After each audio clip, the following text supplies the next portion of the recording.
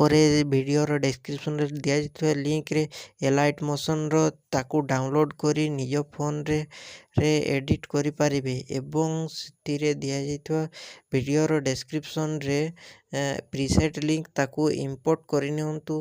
ତାପରେ ସେଥିରେ ଆପଣ ଯାହା କିଛି ଚେଞ୍ଜ କରିବାକୁ ଚାହୁଁଛନ୍ତି ତାହା ଚେଞ୍ଜ କରିପାରିବେ ଏବଂ ନ ଚେଞ୍ଜ କରି ମଧ୍ୟ ଆପଣ ତାକୁ ସିଧା ଡାଉନଲୋଡ଼୍ କରିପାରିବେ।